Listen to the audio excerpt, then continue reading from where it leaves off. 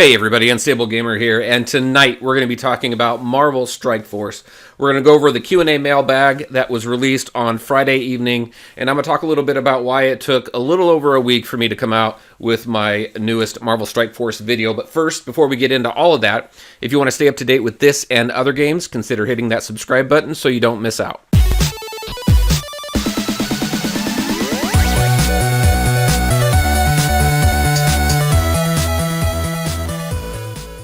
All right, and welcome back. So first, the reason why it took me a little over a week to put another Marvel Strike Force video out. So the last one that I put out was the Green Goblin character profile and Blitz gameplay.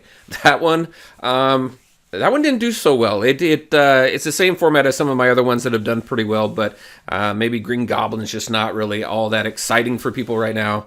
So what I really did was take some time to figure out what the next several videos for Marvel Strike Force is going to be. And I want to kind of put some new kind of stuff out there that is interesting and that I think would be fun and that I think maybe that you would enjoy. So what I would really like is take a look at these videos that are coming up and let me know what you think. Do you like the format? Do you like the content? Best way you could help me out with that is hit the like button, hit the subscribe, but most importantly, throw some comments in there and just let me know how you like this type of stuff coming out. And as I continually refine the videos and the content that I make, I will definitely tailor it to the masses, because these videos are really for you guys to enjoy. I love creating them, and they're a lot of fun, but I really do it for everybody to hopefully get some stuff out of it, some cool stuff, maybe a little bit of entertainment. That's the reason why it took so long. All right, so let's get into the Q&A mailbag. So this is Q&A mailbag number 3.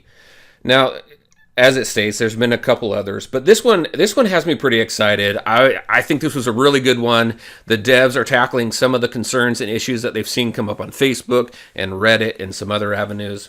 So let's just go ahead and run into this. I'm not going to read it word for word, but I'm definitely going to highlight some of the cool stuff. So Groot. So Guardians. The Guardians is definitely getting a rework. I think overall the Guardian team has been pretty good. I mean, Drax and Gamora, Star-Lord, Rocket, they're all very good characters. I think the weakest link of this team has been Groot, and everybody's been really screaming for Groot to get a little bit of a buff. And I think they've addressed it here. Now, with these buffs, are they going to rival Defenders, or are they going to rival Nick Fury and Shield? You know what? I don't think so. I don't know. I think it's going to take some testing, but I definitely think it improves the team overall. Just going through Groot's abilities here and what's changed. So with his special, it now provides defense up to all allies in addition to its previous effects. So cool, we get defense up to all allies. But what did Groot do before? Over on msf.gg, Overgrowth.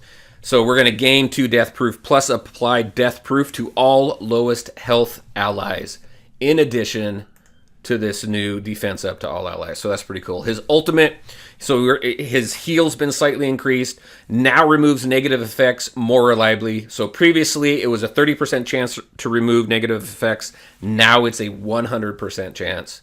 And then provides immunity for 2 turns to the Guardian ally with the lowest health. Definitely good for his ultimate. So as passive, we're going to increase the max hit points that Groot revives with, increase to 25%. That was originally 10%. He now provides offense up, speed up, and counter on all Guardian allies on death. He also still provides the defense up to all allies on death. And then whenever Groot is attacked, he will slow his attacker for 2 turns. This is cool. I like this update. I like what they did with Groot. I think this is definitely going to raise the Guardian team up quite a bit. And then they did some updates to Drax and Gamora, both very good characters, but really what they did is they improved their chaining ability. So Drax here will now chain 3 to 5 times, whereas before it was 1 to 5 times. So a little bit better there. And then with Gamora, it's now going to change 1 to 2 times. And previously it was a 50% chance to chain 0 to 2. I mean, definitely much better. So I can't wait for these updates to be put into the game and really see what that Guardians team can do. Now, along the lines of some character balancing here, they also added in here about Juggernaut. They're gonna update his base resistance as well as increased resistance when he has immunity. So they're hoping that this change should help him retain some of his positive effects. They just felt in his current state it was too easy to negate one of the biggest strengths of this character. And that's going to go live with update 2.3 as well. There's been a vision bug for quite some time, and it boils down to a memory issue with some older phones. Really what it comes down to is vision special ability is just visually more intensive and really kind of taxes the phones, and some of the older phones aren't able to handle that, so then it causes it to crash, which really sucks, because if you're in the middle of a raid or something and you have to use vision special ability and then you crash and then you got to reload the game and get back in there and waste your raid energy and everything, it's just a real big pain. So they do have a fix for that. That's going to be coming out in version 2.3. However, they do say it's not going to fix all phones. It's going to fix a large percentage of them, hopefully, but it's not going to fix all of them. But they're going to continue to look into that, and hopefully they'll be able to take care of it completely. Now, the next is Rocket Raccoon. So they're not going to do anything to Rocket Raccoon's abilities, but they are going to change his description on his special ability. So if we go into Rocket Raccoon's special ability really quick, let's go over to msf.gg again, go down to Rocket. His special, a pretty good plan, attack primary target for 340% damage, gain assist from a random ally. It says gain assist from a random ally. If Groot is your ally, also gain an assist from Groot, plus apply taunt to Groot for 1 turn. Now, we go to the Q&A mailbag here. The current ability has a 60% chance to trigger the assist. So the description says you're going to gain assist, so it gives the impression that's a 100% assist chance. But in the game, in all the magic behind the screen and stuff like that, it's actually a 60% chance to trigger the assist. So if we go back to Rocket, now this is max 7, right? If we go down to 6, it's a 50% chance to gain an assist. What's 10%? You know, I mean, if you go from 50% to 100%, that's freaking awesome. That's amazing. But if it's actually only 60%, that's really not much of an increase at all. And people put orange material into this ability in order to hopefully get that 100%, which it's not going to happen. It wasn't intended. It was just a bad description, unfortunately. So what they are going to do is they are going to change the description to word it correctly, and they're giving the ability a bump to 70%. Now comes the question. If you have invested in Rocket Raccoon's special ability, is it worth the orange material to bump that chance up, that ability, that assist chance up 20%? It might be. I haven't spent the orange material in there because I was kind of late to the game boosting up the Guardians. That's what people are going to have to figure out for themselves. Is it worth keeping that ability at max level so you have a 70% chance? 70% is better than 50, obviously, but as far as orange material, I probably would have done a refund if they kept it at 60%, but at 70%, I may have kept it. I don't know. What they're doing here, they're giving an opportunity for people who have upgraded Rocket Raccoon's special ability to get a refund on the orange materials. So you can submit an in-game ticket, or you can go to their website. Then the customer care team will be able to take care of you. There is a time limit, so they are doing this for up to 2 weeks after the release of the patch. So definitely have some time to think about it, to think if it's something that's worth your time, and make that decision. So there you go, Rocket Raccoon. Now the next, Kree changes. So there's been some rumors out there about the Kree, and I think this kind of had me cracking up a little bit today, because we were all forced to boost our Kree up to 5 stars in order to unlock Nick Fury. This change that they're going to be making, I think it probably puts everybody on an even playing field for the most part.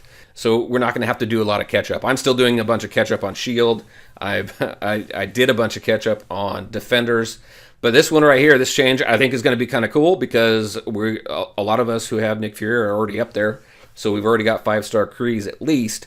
So they kind of talk about here Ronan having his day. They don't give any indication of what the kit's going to look like or what the team synergy is going to be. But there have been some rumors out there floating around that maybe if a Kree dies, it gives energy to Ronan being a summoner, things like that. It'll be interesting to see what they do with the Kree and with Ronan. So that's something that's going to come after the next patch 2.3, which all this stuff is coming in.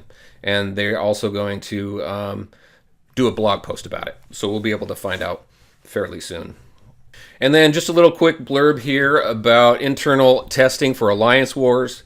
To collect some initial feedback, they're also going to be holding some invite-only external play tests as they get closer to launch. So if you haven't seen the previous dev update on that, it is in here. I've also put a video out on it. I'll go ahead and link it up right here as well to give you everything that you need to know right now, everything that is known about Alliance Wars. It seems pretty cool. I'm very interested and excited about this new game mode. I think it's going to be pretty cool.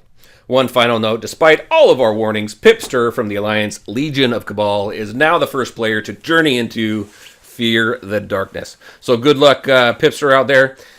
It's definitely a challenge.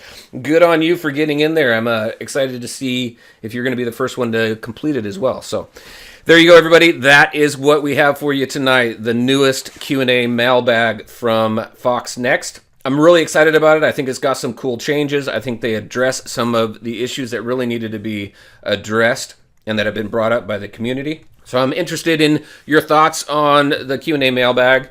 Are you excited about the changes? What kind of changes are they not making yet that you would like them to make? So there you go, everybody. Thank you for watching the video. I appreciate you taking the time. If you liked it, make sure to hit that like button and share your thoughts and questions in the comment section below. Take care, everyone, and we'll talk to you next time.